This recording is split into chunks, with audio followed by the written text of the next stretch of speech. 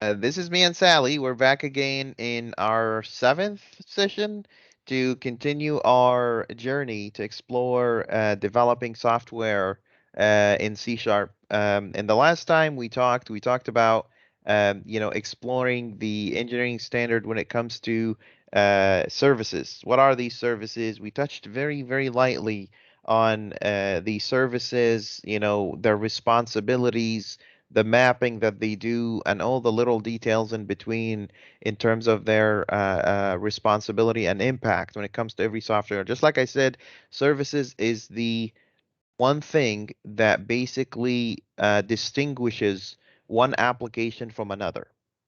Services are the only thing that basically goes and says, you know, what this service is doing, what this application is doing. Like for instance, if you're building a calculator, if Mhm. you're building a calculator, if your brokers are storing things in memory, any app in the world could store things in memory. So brokers don't really identify what your application is doing. And also, the buttons on the calculator, the input that's coming from this is what I call exposers.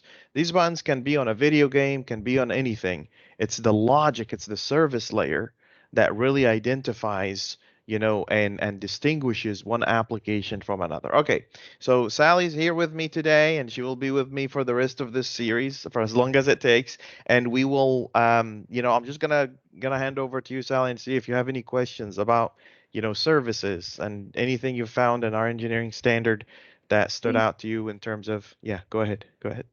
So the first question coming about like one category of definition is about Mhm. basically validation, processing, integration. You kind of define services type category and then services type. Mhm. Mhm. So I wonder, like, then there are some other management services or things that come in like Mhm. explanation. So I Mhm. kind of not get that. So like, why we have type, why we have categories, and then what you meant exactly to separate these two words. And Absolutely. Go ahead. Go ahead. so I Mhm. was like, want to know, like, type is based on the operation, based on the things that. Yes, very heavily engaged in the type of operation. Like for instance, when you go out in a basically a construction site, right? Everyone has a title that identifies the nature of what they do. For instance, you'll see, an operator, someone sitting on the machine and, maybe the digging machine and doing it, some work in the construction. Maybe there's a messenger, like a messenger bike that's going around kind of, giving people their lunches or, handing over things. Oh, give me that tool, whatever the case may be. And then there's an engineer, the engineer, and their job is basically to be able to go and have the blueprint and tell the workers at the site what to do. Each and every service has a different service type, has a different responsibility. What's really important about this, and you'll hear this a lot, in the software industry, we have this concept that's called object-oriented programming, right? And object-oriented programming is all around the idea that everything is an object and these objects talk to each other. Remember how at the beginning of this series we said, it's modeling and simulation. We create models of things in reality, and then we create instances of these models, and then we simulate their interactions, the things that happen to the model and the thing that the model does to other models, right? So these categories of services basically are indicative of the level of the complexity, but also indicative of the level of responsibility. And let's talk about those real quick because this is actually a great question, and this is a great introduction into learning what these services are for and what their responsibilities are. Let me jump here real quick, and let me just bring in a quick blackboard here so we can basically explain this a little bit clearer. All right, so here you go. So let's see here. So here's a new blackboard. There you go. Okay. All right. So let me share my screen here real quick. Here we go. All right. So what are these services and what do they do remember how we talked about the simplest unit of operation or unit of work are brokers, but brokers are not services. They're just exposer, they're just integration point or liaisons between our service layer and the outside world. Okay. Mhm. But things get a little bit more complex from there, meaning that you have a service in here, and this service responsibility, we call them foundation services, right? And this foundation service basically does the validation and mapping. Remember yesterday we were talking about any local models that are coming from your core business logic, any local models that are coming from here, they get converted into external models and they leave the system. And external models that are coming from the outside world, they get converted into local models and then they get passed into the core business logic. So this is the responsibility of this guy. It does validation and Mhm. then processing in terms of mapping. And then the last thing is the integration, meaning calling these brokers. Great. Great.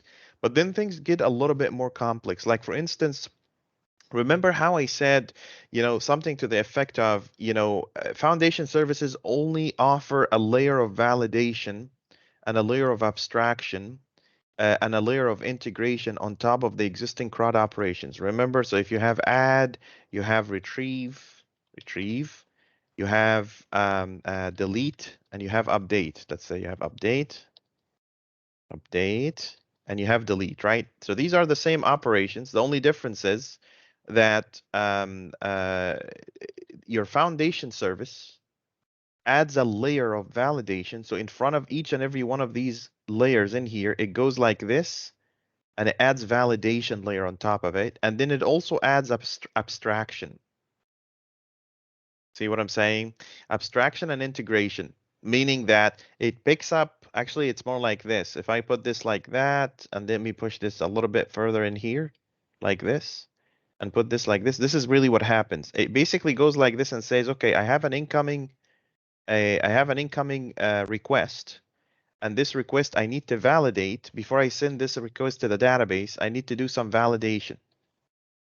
Right? So that's the first layer. You're passing in a student. You want to make sure that the student is not null. It doesn't have a bad ID or any of these little things to make sure that this student is in good shape before you actually persist it in the database. That's validation.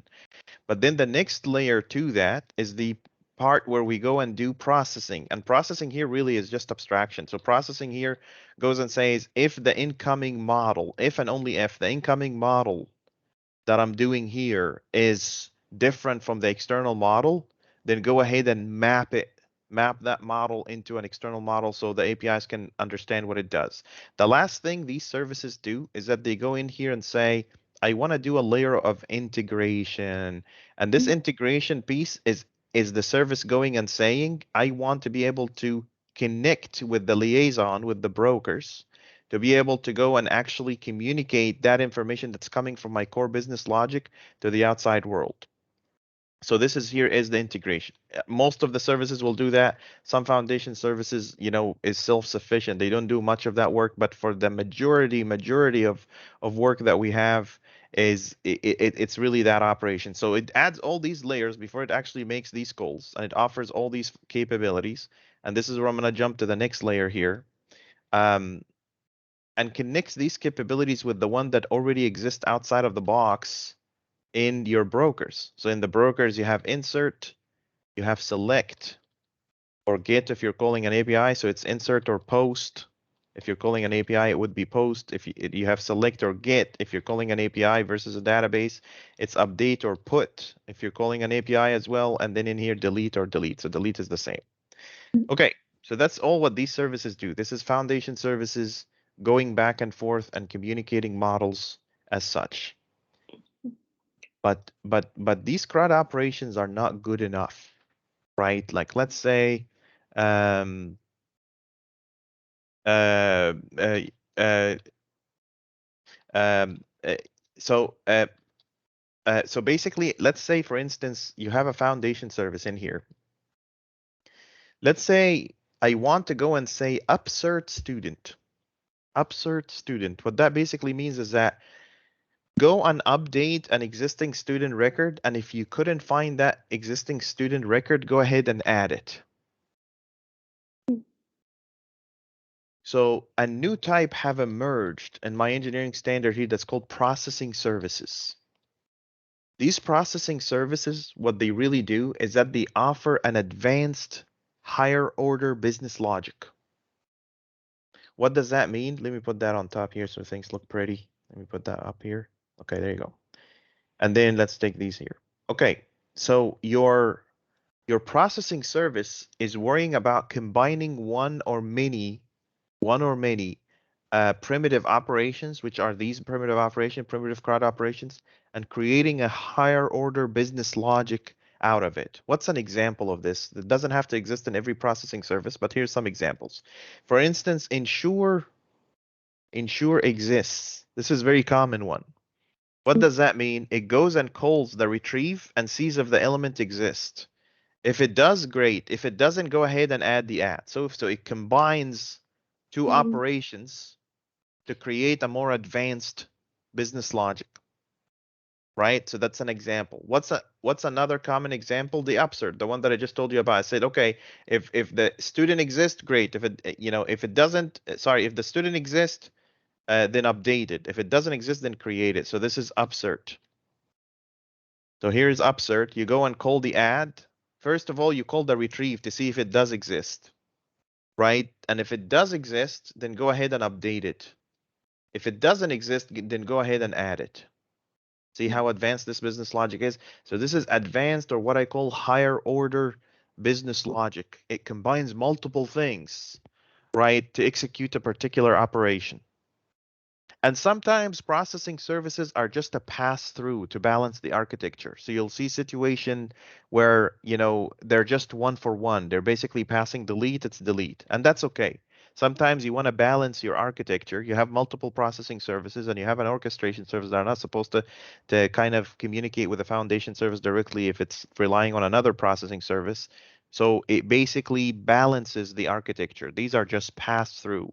It's a little bit of work, but it makes your architecture much more cleaner, than anything ever. So there's foundation services, and then there's processing services. And then on top of that, there is another model that's called orchestration services. And these orchestration services, they combine operations, like you see how this one combines primitive operations from the same entity. Orchestration services will combine multiple operations like this from multiple entities, like two or three. What that basically means is that this orchestration service could go and call something like this, like their job is to combine the work between two or three entities. It's a 2-3 rule to control complexity. They go and do this. They go and call this guy here, and they basically go and say, well, I'm going to combine operations between multiple entities. So that's an orchestration service. What's an example of this? An example of this would be a function like this, something that goes and says, here's an example. It says, register student. Okay, in order for the student registration to happen, right, we need to make sure that this student exists first in our database. Maybe it's a returning student. And once the student is registered, I'm gonna go and add a library card for that student. So the whole registration process that I have basically is a combination of multiple entities created at the same time. So as soon as you create ensure exists here, also ensure exists in here.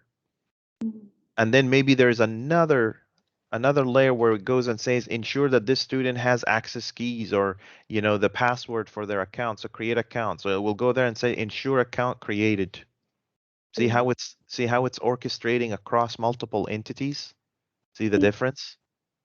And then on top of that, there's a little bit more advanced one that I call coordination service. And this coordination service is just like the orchestration service. The only difference is that it's coordinating between multiple orchestration services. See what I'm saying? So if we consider these as a higher order business logic here, and if we consider these as primitive operations, and if we consider these as the liaison or contractual operations like this guy here, and so this is here more advanced business logic. This guy here creates even more advanced logic when you go and say, I want to be able to go and not just register the student, but also create the student object and all that kind of stuff. But also I want to call another orchestration service that handles notifications.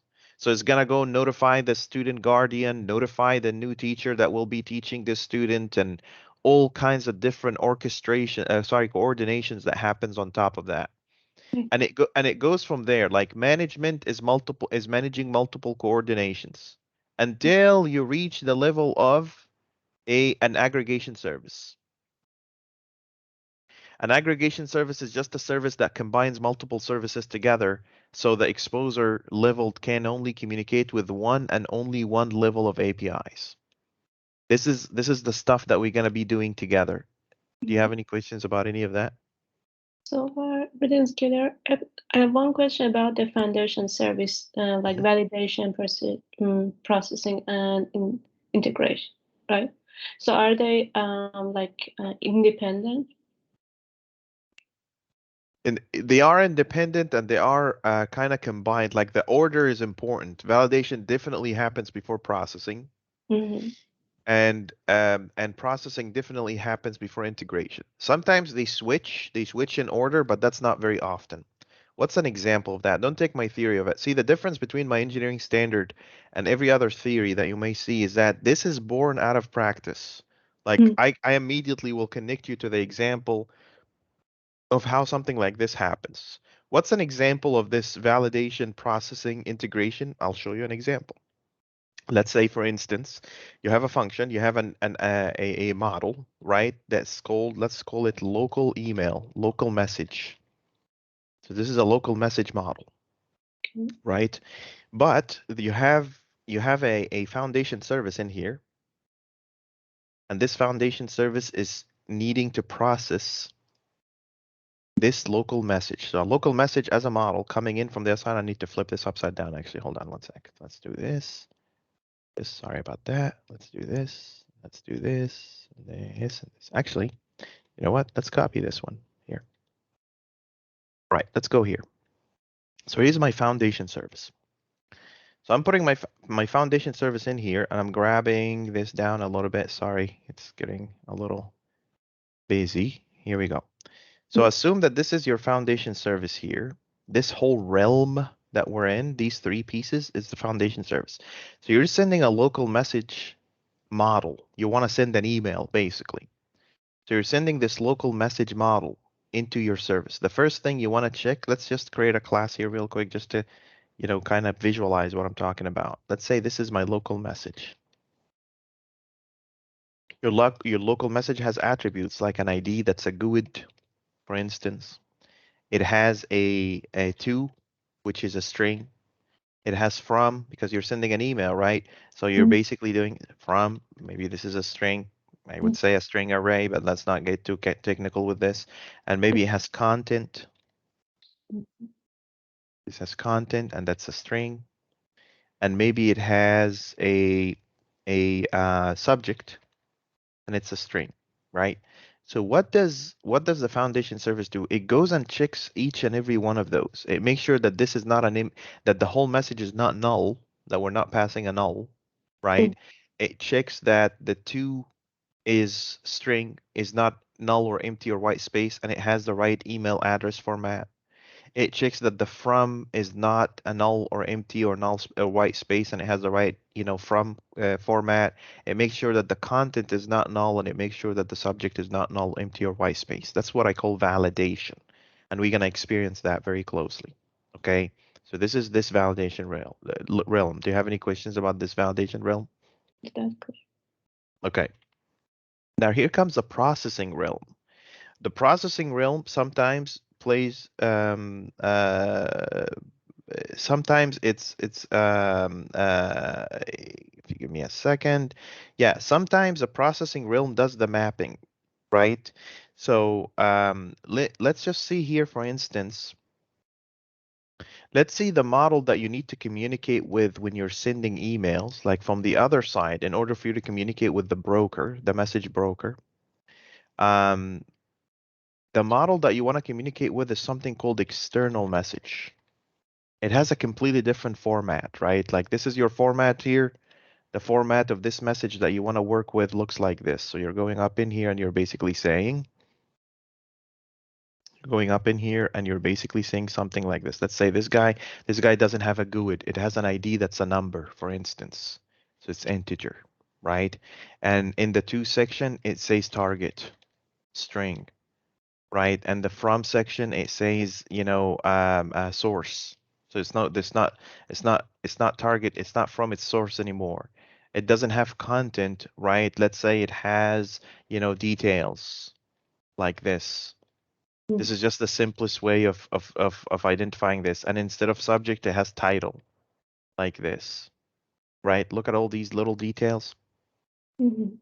What does that mean? This means that some mapping has to happen, processing, right? Has to happen between this object to map it into this object in here.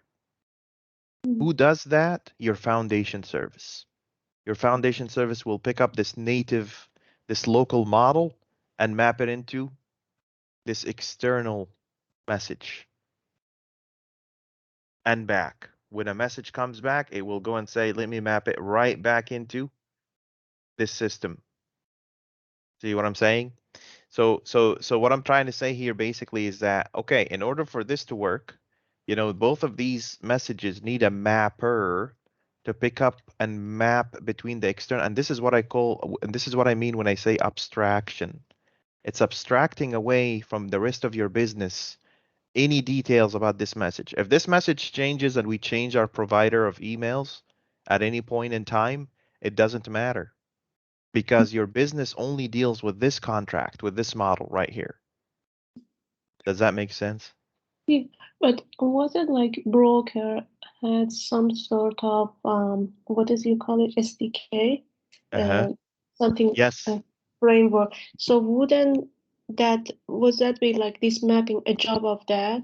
Then you don't have. No. No, the SDK doesn't know anything about your local model, but you're using the models that are coming from your SDK to map your local models to these external models. Mm, but you mentioned that broke like the found like services doesn't have to know about this um external External? model. Yeah, from the processing service and above. Let me bring you back to this piece here just so you see. These foundation services, they are subject to change, but the most important piece here that I wanted to show you is that these foundation services, Sally, they basically are hybrid, half native models, sorry, half external models and half local models. Mhm. So this is your core business logic. Your foundation service has two pieces like this. The first piece here is the integration, is it knows about your local models. The other piece knows about your external models, right? And this is like when people talk about abstraction, you know, they don't understand, like you can't have one thing that's test driven that can actually do all the abstraction for you. It doesn't work like that. Some models are going to leak as long as you block them at the foundation service layer. Okay. So when I say services, I basically mean the second half of the foundation service and the rest of your application. That includes processing, orchestration, management, coordination services, all of these services. They know absolutely nothing about all of your external models that are coming from these SDKs that you might be using. No, okay. That makes sense. Okay, so let's go down here back again into this realm.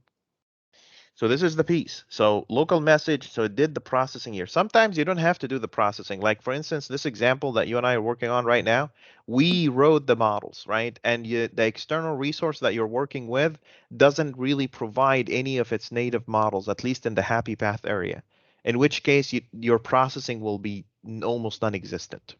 Mhm. A good example of that is when you try to save models in the database.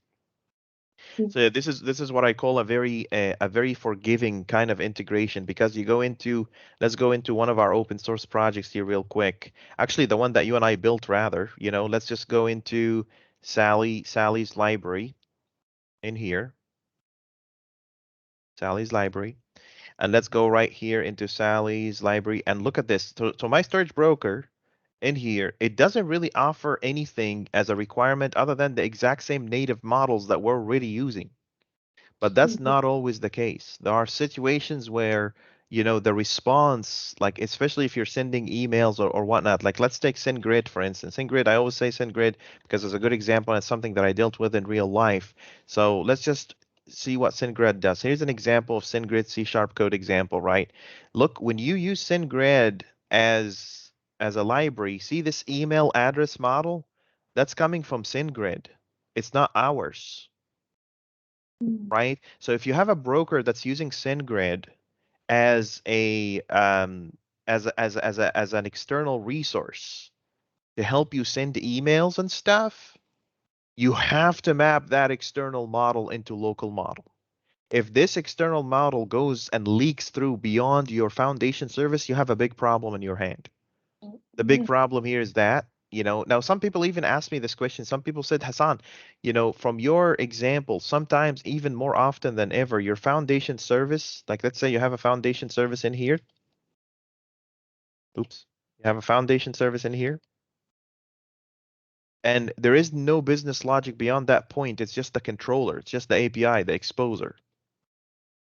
Then why are you doing the mapping? The answer to that is very simple, because you want to abstract your clients, your consumers, from actually knowing about some external models, which basically will create hard or tight coupling, what we call tight coupling, between your service and the external SDKs that you're using. So it's still important, even if your foundation service is the last point of defense or the Mhm. last line of defense between you and the rest of the world, you have to make sure that you're abstracting away and localizing the models. And then comes the integration. The integration piece is the stuff that you and I were doing the other day. You're basically going and saying, "Hey, call that broker with the model that I call that it understands." So if I were to kind of visualize this realm in here, this entire realm in here, this piece in here, that would be your core, what I call your pure core business logic. And this realm in here is your broker, your liaison, your externals. And this realm in the middle here that we have, Sally, that's your foundation service. Mhm. Right here. Let's just make this pretty. There you go. That would be your foundation service. Mhm. Go, Brande. All good? You Yeah. got it? Mhm. All right. Okay. Okay, that's it. So that's the integration. The processing is a hybrid between the two. So I'm gonna put the processing as orange. So it's a mixture between the red and green. And then this is validation. This is how this foundation server breaks itself in half, and it kind of play a true role into separating these services from one another. This is this is really important because it makes it so much easier, Sally, to be able to go and say, I want to be able to architect my API or my solution in a way that makes sense, that is readable, that is easy to work with in terms of being able to basically build a proper software that people can come and extend it and add more features on top of it. Like you see how when we separate things so far from each other like this, it's so much easier to go and add a new function, another function in here, and then propagate this function over here without having to break your entire system in half, Yes. because it's just Lego pieces at this point. You're just adding Lego pieces. And all you gotta do is just simply just go and say, I need to add new capability. And at some point in time, hopefully I'll get the time to actually talk to you about versioning. So these services, let's say we're rolling out version 2.0 of the app. They basically evolve in different dimensions. Look at the dimensions, they evolve like this. So they go into different dimensions. And now we have version 1, version 2, version 3 of your services. So now it has layers. It's in 3D. I can't wait to tell you all that stuff. You can tell I'm excited about that stuff. Okay, cool. Let's take that theory, unless you have any other questions about services, and I'm more than happy to kind of go a little bit deeper into this. Do you have any other questions about our services? Anything at all? Anything that stood out to you? So far, yeah, pretty much I got the overall message. Hmm. So there were some few words that I didn't understand, but I think once you like Florence patterns. So when you say Yeah, the rules or things, but I guess through each one of those going through services, you will get that. absolutely. Or you want to explain it now? So I will see. No, absolutely. Florence is basically just balancing the architecture. So instead of you having like a crooked kind of architecture, like you have an orchestration service talking to processing and foundation, then talking to foundation like this is ugly. This is not balanced architecture, right? Instead, you balance like this. You create two processing services. One is a pass through and one that actually implements a higher order business logic, and it makes this work for them. That's what Florence is basically at its essence. Hmm. Okay, I got it. That's the Florence pattern. Okay, it's asymmetric basically. It makes your system Mhm. asymmetric. It basically makes everything easy to look at and maintain and all that kind of stuff. Uh-huh. If it wasn't like it wouldn't be balanced, what will happen? If it's not balanced, then your system turns into what we call spaghetti code, meaning that the engineers will be confused at what layer of communication are you talking and whether this architecture is balanced or not. Like an engineer will look at an orchestration service like this and say, why am I talking to a very low level? Because sometimes these advanced business logic or higher order business logic processing services, they offer a level of mapping that stays consistent with the upper or higher order orchestration services that makes it balanced on both sides to communicate that. So it doesn't make sense that you communicate with a service that's a primitive level service and a higher order business logic at the same time. That's like putting chocolate over cheese. It just doesn't work like that. It doesn't make sense because these guys perform a specific function. Now, just so you understand, mind you, an orchestration service can talk to two foundation services at the primitive logic level, but it can't just be crooked like this. It can't go and say upsert student and then go ahead and add student down there. That's just too too crooked, too unbalanced. That Mm. makes your service in general and your code in general, hard to understand and unmaintainable. And the other question, like about the last rule that you Hmm. said every service for itself, but then like there is said like it should have their own validation. Uh, Hmm. so you mean like, but it wasn't the duty of the this foundation frame, the foundation service to do the validation. So what do you mean each Oh, one? every service for itself. So every service does this validation processing integration. The only difference is that a processing service integration is with a foundation service. The Oh, processing on the yeah the processing on the processing service is this higher order business logic where it goes and says, okay, call the add and then call the retrieve and upsert, right? So every single service will do these three things. This is why I said, as a generic kind of pattern, every service does validation, processing, integration, every one of them. But the most important part here is that every one of them needs to do their own validation, because at any point in time, if I drop my foundation service and replace it with a broker, this processing service will still be functional to some extent. mhm, And you shouldn't be passing data downstream unless you validate that data for yourself. So if you're passing a student model in here, the service will validate only what it cares about the student models. For instance, our orchestration service doesn't really care about a student model ID or name or any of that stuff. It only cares whether this student is not null. So it will validate that part. And then it passes it down to this guy, and this guy really cares about only the student not null and that it has a proper ID, because mhm, it uses that ID to go retrieve and see whether that student does exist or not, right? mhm, And then it passes it down to this guy, which cares about every single attribute on that model because it uses all of these attributes to persist it in the database or an external resource. You see, the lower you go, the higher the validation level go, and the lower the processing level go. So nice. more validation, the lower you go, and less processing. And then the higher you go, more processing and more complex business logic and less validation. I totally get that. Okay, so that was a very good example. All right. All right. I'm glad I can explain this. This makes me very happy. And okay, and then again, I'm really happy with the contributors to this project. There's a lot of contributors that actually come in and actually fix my broken English in the standard, and I'm really happy about that. I really appreciate that.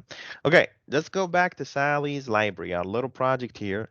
And eventually, just so you understand, Sally's library is just, something to get you kind of, understanding how things are built from scratch. But once you realize this and understand all of this, we're going to start, contributing directly to one of my open source projects that are already living, breathing out there on GitHub.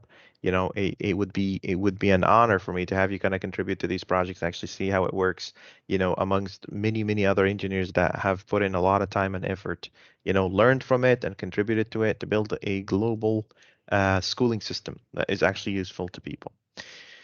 Okay, can you see my ID now? Yeah, actually, I had a question also here. Go ahead. When you call the book services and then you inherited to the one of the interface, the contract. So I Uh, remember when for the book for the iStorage, mm-hmm, I mean a storage book or mm-hmm, broker, sorry, mm-hmm. that model. So we didn't. We did. Ah, you did. Okay. So Actually, someone reminded me of that. Some really good guy, he actually reached out to me and he said, "Hey, you're confusing me. Let me show you." Someone reached out to me and said, "Hey, you did this all wrong." And I was like, "Why?" And they said to me basically, and I agree with them actually, that I really appreciate people that kind of look through our code. I think it was in the third or maybe the second, maybe in here. Let's see what he said. Yeah, someone here said, "I'm confused." Muhammad Ubad, I'm confused. Why you don't implement the interface as a public partial class to storage broker, storage broker? So mm, don't worry. Yeah, people are monitoring these sessions. They're making sure that we're doing the right thing. I really appreciate the views of people. Like people go in there and they basically view and they watch the series. Some people are very interested in that content, and I really appreciate that. But anyway, I went ahead. I said, oh, you're right. I went ahead and fixed it. There it is. mm. So but have you that like fixed that for a storage broker that book as well? Yeah, automatically because it's a partial class. So let me just Oh, explain partial classes for you. When you do something to a partial class, it does it for the rest of the structure. What that basically means is that if you have what we built here is something like if you go, this is how these partial classes are, and this is something very specific to C Sharp. I haven't seen the concept of partial classes anywhere else in the world in terms of programming languages. But you have your storage broker, right? And you're saying this is just a part of that class. There's mm. also storage broker that is storage broker for books, and maybe storage broker for authors, and maybe storage broker for borrowers, and all that kind of stuff, right? These are all parts of the same class. So Mm. if you do something to one of them, if you inherit from one of them, it's like you inherited for the rest of them because they're all just one body, one class, presented in 3 different files, 4 different files, 6 different files, however many files you want. Can you please zoom out? I can see the Can I zoom out, zoom in like this? um, Yeah, no, zoom out because I don't see the like this. part of the yeah. For some reason I'm not. Oh yeah, now. Uh, can you see it now? Here. Uh, How about now? no. Okay, let me reshare. One sec. How about now? No, yeah, it's good. Mhm. Perfect. Okay. So you see, if you create one, you're creating many. And this partial class we're gonna use very heavily. Because why we use partial classes, let me tell you why. Because when you say object-oriented programming, objects are actually 3D. They are presented in 3D. So when you go and present an object of any kind, you have to be able to present aspects of this object, right? Which aspects are we talking about? We're talking about the validation aspect, maybe the exception handling aspect. Maybe we're talking about the tracing aspect. So we present all the different sides of an object from all different angles. That's really what this is all about. Totally get interesting. See what I mean?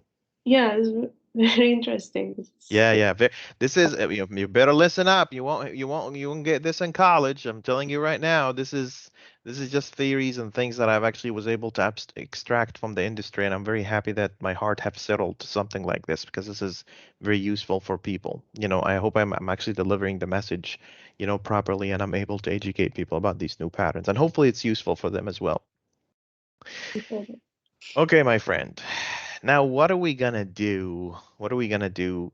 Is there anything in this code at all that doesn't make sense to you? See, when I say iStorage broker, this service here, this is something that we call in the industry dependency injection.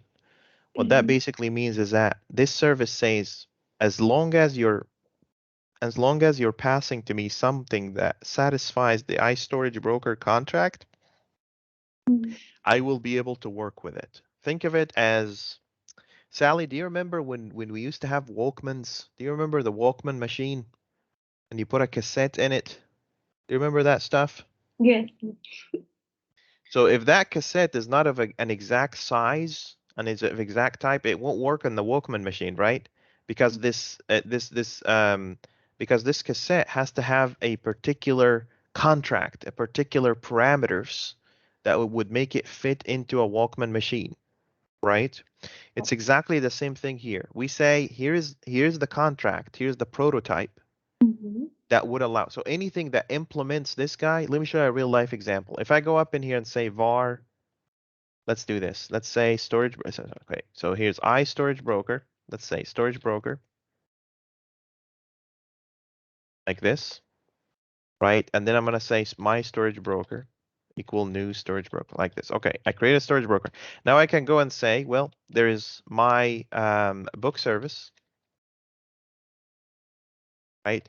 And this book service here, I'm defining it as a book service, but this book service requires an input, a dependency, right? And I'm passing this dependency as my storage broker. So now this book service only works if you pass in my storage broker. Why did the book service allow the storage broker to work with it, even though the book service is saying I want storage broker? Because the storage broker implements this contract in here. I can go out of the blue like this and say, here's a new model, and let's call this a MySQL storage broker, like this. And I can go and say, implement iStorage broker, right? And go implement all the contracts. You have to implement all of these contracts, right?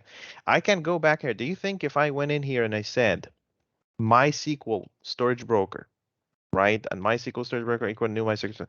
Do you think if I pass this guy in here, would that work?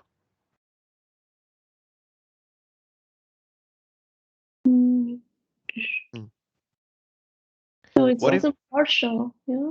it doesn't have to be partial? It has to apply the contract. Does it apply the contract? Does this one satisfy the contract? No, Yes, it does. It's implementing it right here. but it's not well, hold on. Get confused with the partial one. So it's not a partial. Well, shouldn't be partial. It doesn't have to be partial. Partial is just us organizing our code and breaking it into different places. Okay, so in What that really matters is the implementation here. Go ahead. Go ahead. oh, now I got it. Okay, yeah. So what do you think? Do you think if I pass MySQL here, would it work with this? Yes, it will. Well, I don't know. Let's find out. MySQL. Wow, it worked. Why? Because it satisfies the contract. What if I go into MySQL here and say, you know what? I'm breaking my contract. I'm not going to implement that contract anymore. Do you think this program will have an error in it? It should. It should or should not? It should. It should. Boom. Why? It says cannot convert from MySQL storage broker to iStorage broker. It says this doesn't satisfy the contract. See how this works? There is one question I have. When, for example, before we added, like you add like my storage broker, okay, a storage broker, my storage broker. So over there, so we had two storage. Basically, now you add another storage broker, right? So one of them like book, one of them is, for example, author, dot student, some for other model, right? So how would that know which storage broker you are using? So now you know, from like you have a storage broker and you have a storage broker dot book. If Mm-hmm. we another one, Mm-hmm. but how we differentiate that which one you are using? Based on so in order for you to add more entities, you don't Mhm. have to create a whole brand new storage broker. You could just have the same storage broker support multiple entities, I got you. But the right? same contract. Okay, now I got it. What distinguishes one storage broker from another is based on the implementation, what technology it's interfacing with. Mm-hmm. So for instance, let me try to clarify. Let me revert that back so you don't see the error. Let me go back to programming here. Let me tell you this. Mm-hmm. So this is storage broker. Let's say this is SQL. This is SQL storage broker. So this one is offering the exact same capability for as many entities as I want, but this interfaces with a SQL server versus this one that interfaces with my SQL server. So the difference here is the technology, but as long as they're interfacing with a different technology but offering the same amount of contract, this service will be happy. I got. Mm. Let me just add one tiny bit of explanation here because we're almost at time. Let's just go back here. Here's the deal. Let's say this is your service. This is your book service, right? And your book service says, as long as you're satisfying a contract in here that's called I storage broker, I don't care what you do underneath, as long as you're satisfying that contract, meaning that you're giving me the right methods or functions that will help me complete my task. So this is what book service is asking for. This is your parameters of the cassette, the tape that you put into a Walkman, right? And then here comes the concrete implementations, right? So people will come here and say, oh, I can offer the same capability, but you can add your data into a SQL server. So this is going to be SQL storage broker. And someone else will go and say, no, I can make it Cosmos storage broker, Cosmos DB storage broker. Someone might go and say, no, I want it to be MySQL storage broker. It doesn't matter as long as all of these guys are implementing the contract. They satisfy the contract, Mm. which gives your service immense power in terms of integration. Because at any point in time, if you're working in a company and they basically are building a project and you build all your business logic like this, and all of the sudden, let's say Cosmos or SQL or say MySQL, they said we're not going to be supported anymore. We're not going to be in the business anymore. We're done. All you have to do is just change your broker to interface with a new technology, and your service won't be touched. See the power of this? This is what we call dependency injection. You're basically going and saying book service requires external dependency. But in order for this external dependency to successfully integrate with this book, it has to satisfy this contract. And if it satisfies this contract, it doesn't matter what interface it's working with. It could be working with NoSQL behind the scene. It doesn't matter. You're going there and you're saying, I want to work with NoSQL. Great. Well, by all means, buddy, go ahead and integrate with NoSQL. Or I want to work with a database, concrete relational database model. Absolutely, by all means, go ahead and work with concrete relational database model. Or even something even crazier than that. Someone that might go and say, you know what, I'm going to write to a file. I'm going to write to a file. I don't want to write it to anything. I'm going to write my data to a straightforward file system. Absolutely no problem. Go ahead by all means and write to a file system, and that would still be just okay. I mean, NoSQL, technically you're writing documents and files, but just for the purpose of this. So it doesn't matter what the medium is.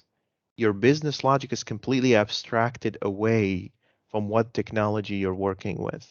And that gives you immense power to your software because now software is literally plug and play. Like it doesn't matter. Let me give you an example. When you have a phone charger, right? You have a phone charger. There's so many different companies around the world that will create an iPhone or a Samsung phone chargers. Mm. They're not built by Samsung, but they satisfy the requirements and the contract that a Samsung phone would require to be able to be charged by a charger. Yeah. That's exactly what it is. So Okay. basically our cell phones, if you have your cell phone like this, Mhm. this is your cell phone. Your cell phone says, I need a charger, right? It doesn't matter where this charger is being made. It could be made by Samsung. It could be made by any other company around the world. It doesn't matter because these chargers that people are creating, they all satisfy the USB-C kind of contract. They say in order for me to work, you have to satisfy that USB-C contract. It doesn't matter. It could be Samsung. It could be company X or company Y. That's literally dependency injection in everyday life we have. Very good example. I hope so. That's I make it kind of stick to my mind. Yeah, now you're not going to forget it because we use our phones every day. This is literally what this is. See, this is the exact thing you're doing here. Assuming that this book service is your Samsung phone and this is your USB-C port, Yeah. right? This is basically all the companies out there that would offer chargers for your phone. Mm. Does that make sense? Yes. All right, we didn't really get to write some code today, but well, we did write a little bit of code today, but I'm hoping that, and understanding why we're doing what we're doing and how we're doing what we're doing is much, much more important than, actually just writing code, aimlessly without actually understanding why we're doing. This is Mm. it right here. Assume that this is your Samsung phone and this is your USB-C port. And whatever fits into that USB-C port, meaning satisfy that contract, will light the whole service Mm. up and we'll be able to proceed with the service. Next session, you and I will talk a little bit about, test-driven development. Hopefully, we'll get into that. How can we write a test-driven software that we can trust for sure that if any changes happen to our software, we'll be able to detect it and be able to protect our features. And if we make any changes, we can confidently say that our system is functional as expected. Reliability, sustainability, stability, all of these good things that we have in our software are very, very, very, very important, Sally. And I can't wait to introduce you to these concepts. Okay, friend. Good. All right. Well, that's it for today.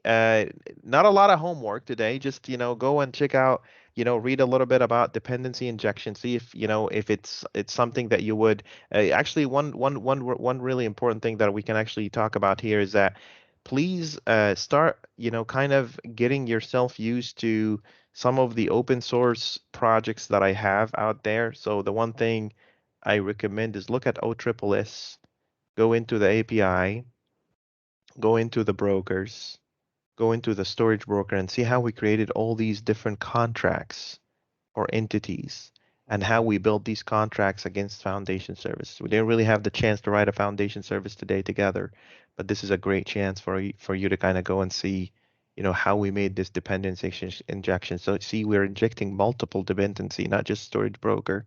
Get your eyes familiarized with our implementation. In order for you to be a great engineer, you have to read code 10 times more than you write code. Because if you do that, you'll be able to kind of familiarize yourself with other people's patterns and you'll be able to understand what people are trying to say. Does that make sense? Good. Thank All, you. all right. I will connect with you again tomorrow, Sally. Thank you so very much again, and I'll meet with you tomorrow. You take care. Have a All good right. night. Bye. Yeah, you too. Bye.